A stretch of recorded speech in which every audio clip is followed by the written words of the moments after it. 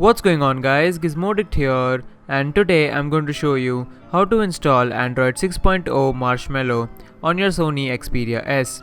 The beta ROM has been out for testing on the Xperia S, but the installation process is quite complicated because you have to repartition your device to install the ROM. So in today's video, I will be giving you guys a step-by-step tutorial to repartition and install Android 6.0 on your Sony Xperia S. This tutorial was posted by a member on XDA Developers, so I'm going to link his thread and the Marshmallow ROM thread in the video's description. To get started, you need to back up all of your data as you will lose it while repartitioning the phone. Once that is done, boot into your recovery, that is TWRP, and wipe all the partitions of the device. Now from the main menu, go into the mount option and uncheck all the partitions. Now connect your phone to your PC to start the repartitioning process. You will need to have the ADB interface and the Android SDK installed on your PC. Only then this method is going to work. In case you don't have it, the links to install the ADB interface will be given in the video's description. Once you have connected your phone, navigate to the ADB folder, press Shift plus right click and select Open Command Window here. Now type ADB shell and then type the code written on the screen right now. Press enter, type P and then press enter again. This step will show the partition table of your phone. Note down the starting value of partition 14 and paste it down somewhere.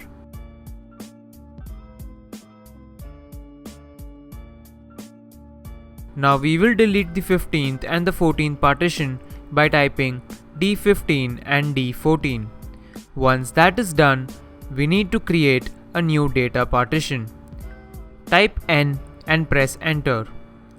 Now for the first cylinder, enter the value that we copied earlier. Type that value and press enter. For the last cylinder, type the one that's written next to default and press enter. Type P, press enter and note down the block's value for the partition 14.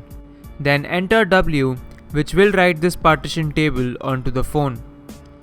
Now subtract the block's value that you got earlier by 16384 and divide the answer by 4. Note down this value as final size. Now type this code which is on the screen right now, and instead of the term final size, write the final size value that you got, which in my case is 7286270. Press enter, and with this step the partition process has been completed. Type exit. Now copy your ROM file to your ADB folder.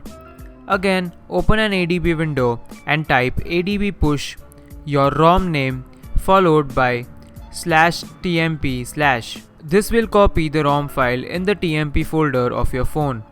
Press enter, and once that is done, move over to your phone. Navigate to the TMP partition in the recovery, select the ROM zip file and flash it. Remember, do not wipe the data or any other partition because it might mess up the newly partitioned system. So just install the ROM, and once the ROM is installed, reboot your phone. Since this is the first boot, it is going to take some time, so let the phone do its work. So now that we have the phone all booted up, it's time to install the Google Apps and Super SU for root access. This process is also similar to how we installed our ROM. Enter your phone into recovery mode and copy the zip file to the TMP folder and install it from there. TWRP cannot mount the internal storage with this partition, so that's why we have to install all the zip files through the TMP folder. Once you have your GApps and Super SU file installed, reboot your phone. Upon booting up the phone, you might notice that the setup wizard is crashing. To fix that, go to Settings, Apps, and then click on the icon at the top right corner to access app permissions. Under app permissions, open each and every tab, click on the top right corner, select Show System Apps, and then grant permissions to all these apps. Do this with all the options, and then you should have your phone working fine. Now you can set up your Google account and install all of your apps. Coming to the review of this ROM, it's been a day since I'm using it, and the phone is keeping up well with Android Marshmallow. I did install quite a few apps and games to see how the phone performs, and I'm quite happy with the performance of this ROM. I had no issues while playing some medium-end games like Need for Speed No Limits, and the phone streamed 720p YouTube videos without any hiccups. The phone did lag or bog down once in a while, but considering that the ROM is still in beta testing, I'm not going to worry about it. The camera, although a bit slow, works fine and can even record in 1080p. Wi-Fi and Bluetooth connections work perfectly fine, and I had no issues in pairing up the phone with my Jaybirds X2 wireless earphones. This ROM even supports the HDMI out on the Xperia S, and I could get it working by connecting it to my monitor. To make my device feel a bit faster, I reduced the animation and transition scale to 0.5x, which can be done in the developer options. The phone feels smooth to use, and you do get around 300 MB of free RAM in ideal conditions, which is very good considering that the Xperia S comes with only a gig of RAM. Overall, the pure AOSP ROM is definitely worth trying if you want the latest version of Android on your device. The Xperia S was my first Android smartphone, and it feels great to use the latest version of Android on a 4-year-old device. This wraps up my tutorial and review of the pure AOSP ROM for the Xperia S. All the important links are right below in the video's description.